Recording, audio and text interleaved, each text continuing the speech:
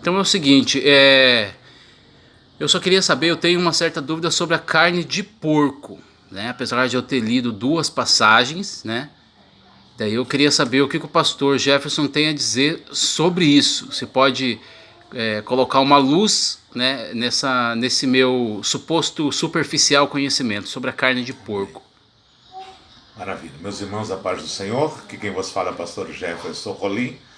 Eu sou professor de História na Faculdade Teológica do Rio Grande do Sul, da cidade de Santa Maria.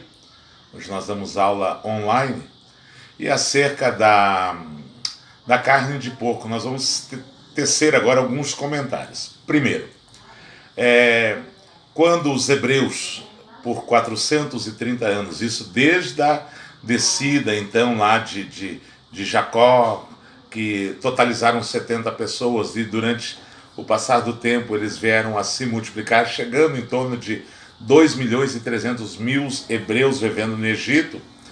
Então Deus vai levantar o libertador, Moisés, vai lançar as 10 pragas, até chegar na 10ª praga, que vai ser a morte de todo o primogênito do Egito, inclusive o filho de Faraó. Com isso, Faraó, que estava com o coração endurecido por permissão do próprio Deus, ele vai permitir que o povo venha adorar no deserto. Então, antes deles sair do Egito, eles vão levar tudo quando eles puderam, eles vão despojar o povo do Egito, levando ouro, levando prata, levando bronze, tudo quando eles puderam arrecadar em suas mãos, eles levaram. Eles vão chegar em um vale chamado Pin-Airod, 2 montanhas, uma de cada lado, uma chamada Migdol e a outra chamada Baal-Zephon. Na sua frente tinha 12 milhas hebraicas de água, que era um dos braços do Mar Vermelho. O Mar Vermelho, uma extensão de água, e na extremidade norte existia 2 braços que se chamavam canais. Um se chamava o canal de Suez e o outro chamava o canal de Acaba. Então aquela península dentre os 2 braços que existia chamava a Península do Sinai. Então eles vão chegar ali e vai ter 12 milhas hebraicas. Para você ter uma ideia de quanto era cada milha hebraica, era 1,5 km, equivale a milha hebraica. A milha americana nós conhecemos como 1 km e 600 metros, porém a hebraica 1,5. Então eles tinham 18 quilômetros de água na sua frente. Os irmãos conhecem a história, o exército de Faraó vindo atrás, Moisés clama, o Senhor faz o maior milagre que até hoje o Egito estuda na sua história secular, que é a travessia do Mar Vermelho, e então quando eles atravessam, Deus fecha o mar, o exército de Faraó morre, e agora eles vão montar as suas tendas na Península do Sinai. Todos nós que somos amantes da Bíblia entendemos e sabemos que os hebreus eles caminharam por 40 anos no deserto, em busca da terra prometida. Porém, nós temos que entender que quando eles passaram o Mar Vermelho, eles não saíram caminhando já. Nos conta a história que na Península do Sinai, eles ficaram em torno de 1 ano. Por quê? Porque tinha que ter uma preparação. Deus então vai elevar Moisés no alto monte e vai entregar algo a ele. Primeiro, ele vai entregar o decálogo, as 2 tábuas, os 10 mandamentos. Por quê? Porque agora o povo de Israel ele tinha que passar por uma aculturação, ou seja, eles tinham que mudar a sua cultura, a sua tradição, o seu costume, que eles vinham num costume lá do Egito, do povo egípcio, que eles vinham de lá, então, de uma cultura, de uma tradição, eles estavam acostumados com os deuses do Egito, com a alimentação do Egito. Tanto que quando Deus fala os 10 mandamentos a Moisés, ele vai usar com uma rispidez. Por quê? Por causa que eles vinham com uma mente de escravo. Notamos que os 10 mandamentos diziam assim, não furtarás, não cobiçarás a mulher do próximo, não adulterarás, ou seja, o não com rispidez. Por quê? Porque a mente era de escravo. Então eles tinham que passar por uma cultura. Então eles tinham que primeiramente mudar a sua mente. Segundo, mudar a alimentação. Porque eles estavam acostumados com a alimentação do Egito. Eles estavam se contaminando.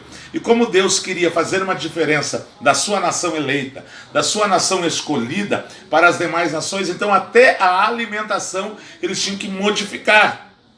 Tanto que o Senhor vai dizer, ó, a partir de agora não vamos mais comer cebola, nem pepino, vamos comer raízes amargas e pães sem fermento, que é os pães asmos. E ali ele vai falar de uma série de carne a qual eles não poderiam comer, de animais, devido então, e um deles é a carne de porco. Por quê?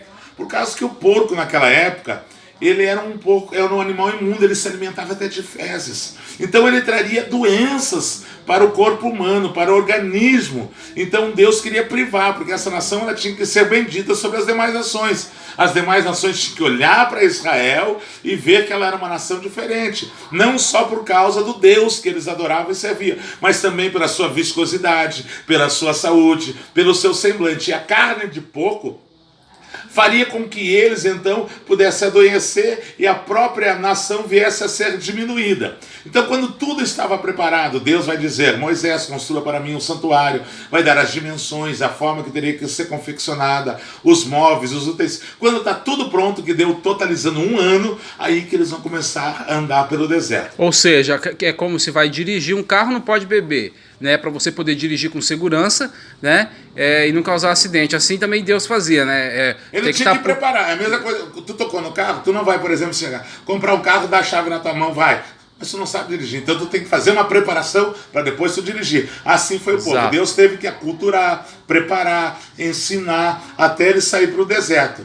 Então, e Moisés guiando até a terra prometida. Pois bem, aí veio toda a história.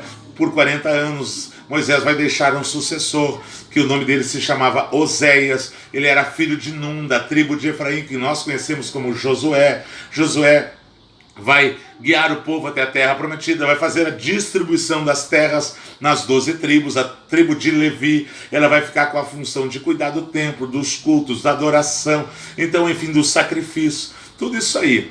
E após a morte de Josué, Israel vai passar por um período chamado teocracia, que são 350 anos que eles ficaram sem um norte, ou seja, sem a figura de um homem como líder na sua frente para auxiliar, para orientar. O próprio Deus era o próprio comandante, então por isso que se chama teocracia, governo de Deus. Após o término dos 350 anos vai começar um novo período, que é o regime político chamado monarquia, é o período dos reis. Então veio com Saul, veio com Davi, com Salomão, com Roboão, com Abiás, com Asa, com Josafá, com Acasias, Amazias e assim por diante, até o último rei, que se chamou Zedequias. Aí então veio o período babilônico, do cativeiro, eles retornaram, o silêncio de Deus, os 400 anos. Eu estou correndo para nós não tomar tempo. Sim. Até então Jesus vir à terra.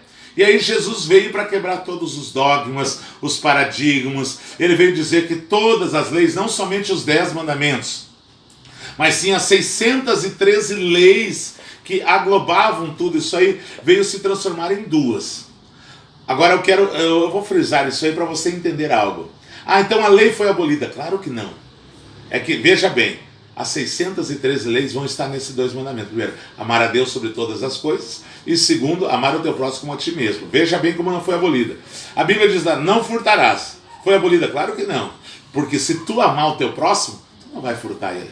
Exatamente. Se tu, por exemplo, amar o teu próximo, tu não vai querer adulterar com a esposa dele. Se tu amar o teu próximo, tu não vai querer matar o teu próximo. Então não que foi abolida, ela se resumiu. Raiz, né, de tudo. Isso. Ela se resumiu em tudo isso aí. Jesus morre, ressuscita. Antes de ascender aos céus, ele vai dar as últimas instruções aos discípulos que eles passariam e enfrentariam na terra acerca da igreja primitiva. Mas Jesus diz assim, ficai em Jerusalém e seja revestido quando descer do alto o Espírito Santo sobre vós, e ser-me-eis minhas testemunhas em Jerusalém, na Judéia, em Samaria, até os confins da terra. Jesus sobe o céu, 10 dias depois, a descida do Espírito Santo, todos são cheios do Espírito Santo, e a igreja primitiva começa com poder, com graça, com unção, com sabedoria. Diz a Bíblia que as pessoas vendiam tudo que tinham, depositavam aos pés dos discípulos, e então para eles dar manutenção na obra. Pois bem, aí o que acontece? Jesus veio para quebrar dogmas e paradigmas. Por que a carne de porco ela foi instituída lá atrás? Por quê? Para haver essa distinção das demais nações com Israel. Tanto na nível de saúde, para as pessoas olharem de longe e ver, esse povo é diferente. Pois bem, quando Jesus veio, ele quebrou tudo isso aí. Por quê? Porque os judeus agora, eles também, a Bíblia diz que Jesus veio para os seus, mas os seus não o reconheceram. E agora todos que estão em Cristo Jesus serão chamados filhos de Deus. Agora Jesus veio para unificar tudo. Unificando tudo, veja bem agora onde que eu quero chegar. Atos dos Apóstolos, capítulo de número 10. Pedro vai ter uma visão. Jesus vai falar acerca de Cornélio.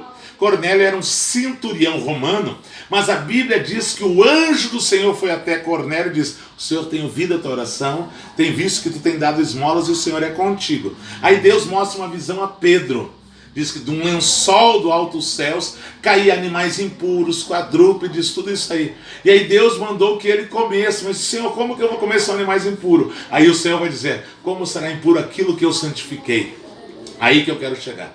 A carne de porco, então, lá atrás, por ser uma carne imunda, ela foi abolida. Mas Jesus veio para quebrar todos esses dogmas, esses paradigmas. Então, o pecado não é o que entra, e sim o que sai. Hoje a carne de porco é uma carne sadia. Porcos criados em silagem, em chiqueiros limpos, tudo. Confinamento. Hoje então ele mudou a história.